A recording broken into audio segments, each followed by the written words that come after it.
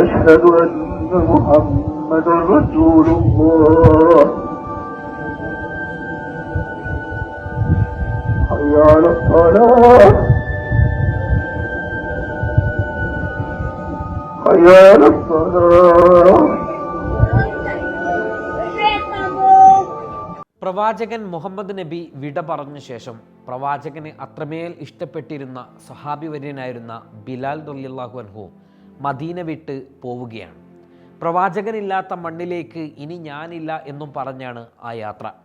പിന്നീട് രണ്ടാം ഖലീഫ ഉമർ റളിയല്ലാഹു അൻഹു ആണ് ബിലാൽ റളിയല്ലാഹു അൻഹുവിനോട് തിരികെ മദീനയിലെത്താൻ ആവശ്യപ്പെടുന്നത്.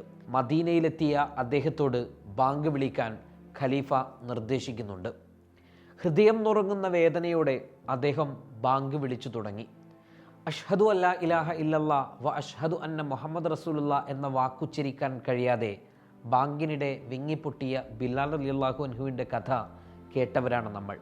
ഈ കഥ ഇവിടെ പറഞ്ഞത് നമ്മളാരും വേദന കൊണ്ടും സന്തോഷം കൊണ്ടും ബാങ്ക് വിളിക്കുമ്പോൾ പൊട്ടിക്കരയുന്നത് കണ്ടിട്ടില്ല.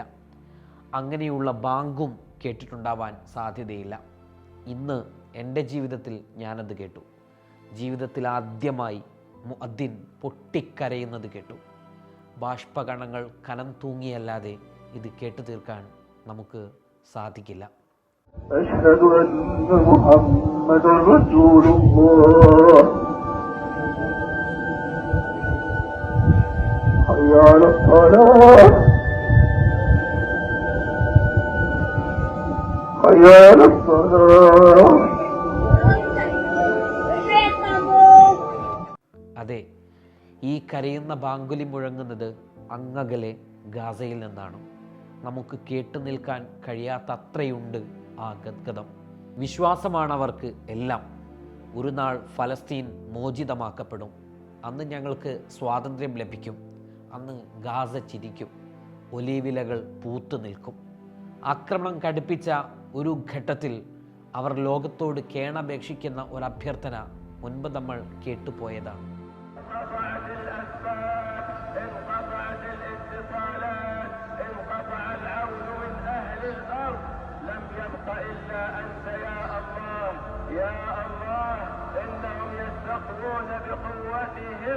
وإنا نستقوي بقوتك عليهم يا أهل الإسلام يا أهل الإسلام أهل الإسلام يستغيثون بكم أن تدعوا ربكم.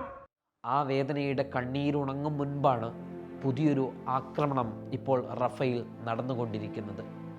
വെറും തുണി കൊണ്ട് മറച്ച, മുളകൾ കൊണ്ട് കെട്ടിപ്പൊക്കിയ കൂരകളെന്ന് പറയാൻ പോലും പറ്റാത്ത ഷെഡുകൾക്ക് മേൽ ഇസ്രായേൽ നരാധമന്മാർ തുടരെ ബോംബുകളും മിസൈലുകളും വർഷിപ്പിച്ചു കൊണ്ടിരിക്കുകയാണ്. 50ഓളം പേർ വെന്തുരുകിയും കത്തിക്കരിഞ്ഞും മരിച്ചു വീണ അവസ്ഥ കാണാൻ പോലും കഴിയാത്ത ഒന്നാണ്.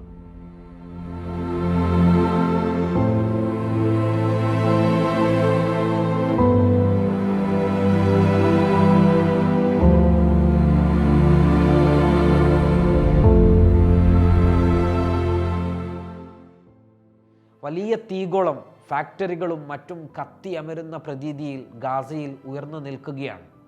കത്തിയമരുന്ന തീഗോളത്തിൽ അകപ്പെട്ടവർ തട്ടഹസിക്കുമ്പോൾ അവരെ ഒന്ന് രക്ഷപ്പെടുത്താൻ പോലും കഴിയാത്ത നിസ്സഹായരായി അവർ ഇരിക്കുന്നത് കാണുമ്പോൾ നെഞ്ചു പൊട്ടുകയാണ്. ചാരത്തിൽ മനുഷ്യ ശരീരം തിരയുന്ന ഫലസ്തീൻ കണ്ണീർ ചിത്രം മാത്രമല്ല, ലോക മനസ്സാക്ഷിക്ക് നേരെ ചോദ്യങ്ങളും ഉയർത്തുന്നുണ്ട്. ഗുരുതരമായി പൊള്ളലേറ്റവർക്ക് ചികിത്സ നൽകാൻ പോലും ഗസയിൽ സൗകര്യമില്ലാത്ത സ്ഥിതിയാണ്. ആരോഗ്യ സംവിധാനങ്ങളെല്ലാം ഇസ്രയേൽ ആക്രമിച്ച് തകർത്ത് തരിപ്പണമാക്കി കളഞ്ഞു.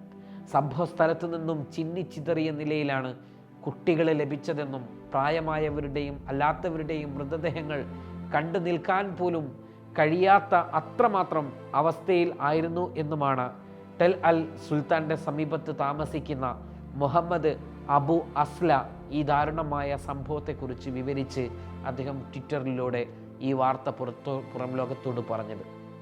മരിച്ചവരിൽ 12 സ്ത്രീകളും 8 കുട്ടികളും മുതിർന്ന പൗരന്മാരും ഉൾപ്പെടെ ഉണ്ടായിരുന്നുവെന്ന് ഒരു സ്ഥലത്തെ രംഗം മാത്രം വിശദീകരിച്ചുകൊണ്ട് ഫലസ്തീൻ ആരോഗ്യ മന്ത്രാലയം പറയുന്നുണ്ട്. 150ഓളം ആളുകൾ കൊല്ലപ്പെട്ടു എന്നാണ് പുറത്തു വരുന്ന റിപ്പോർട്ടുകൾ. പൂർണ്ണമായും കത്തിക്കരിഞ്ഞ 3 പേരെ തിരിച്ചറിയാൻ ഇപ്പോഴും സാധിച്ചിട്ടുമില്ല. ഗസയുടെ വിവിധ ഭാഗങ്ങളിൽ ആക്രമണം നടത്തിയപ്പോൾ അഭയം തേടി എത്തിയവരാണ് റഫയിൽ ഇങ്ങനെ ടെൻറ്റുകൾ കെട്ടി താമസിച്ചത്. ഇനി അവർക്ക് പോകാൻ ഒരു ഇടവുമില്ല. സാധാരണക്കാരെ ലക്ഷ്യമിട്ട് ഭ്രാന്തമായ ആക്രമണമാണ് അധിനിവേശ സേന ഗസയിൽ നടത്തിക്കൊണ്ടിരിക്കുന്നത്. ഹമാസിനെ തകർക്കും, ബന്ധികളെ മോചിപ്പിക്കും എന്നതുൾപ്പെടെ പ്രഖ്യാപിത സൈനിക ലക്ഷ്യങ്ങൾ ഒന്നുപോലും നേടാൻ ഇസ്രയേലിന് കഴിഞ്ഞിട്ടുമില്ല. അതിൻ്റെ നിരാശയും രോഷവും തീർക്കുന്നത് സാധാരണക്കാർക്ക് മേൽ കരുണയില്ലാത്ത ബോംബ് വർഷം നടത്തിക്കൊണ്ടാണ്. ലോകം വീണ്ടും തെരുവിലേക്ക് ഇറങ്ങിയിട്ടുണ്ട്. അന്താരാഷ്ട്ര കോടതിയുടെ ഉത്തരവുകളൊന്നും തന്നെ പക്ഷേ ഇസ്രയേലിന് ബാധകമാകാത്ത സ്ഥിതിഗതിയാണ്. നട്ടലുള്ള ലോകരാജ്യങ്ങൾ ഉയർന്നെഴുന്നേൽക്കും എന്നു തന്നെയാണ് പ്രതീക്ഷ. കഴിഞ്ഞ ദിവസം ഹവാർഡ് സർവകലാശാലയിലെ ഗ്രാജുവേഷൻ സെറിമണിയിൽ അവിടുത്തെ വിദ്യാർത്ഥികളുടെ ഒരു പ്രതിഷേധം നമ്മൾ കണ്ടു. അവരാരും മുസ്ലിം നാമധാരികളല്ല.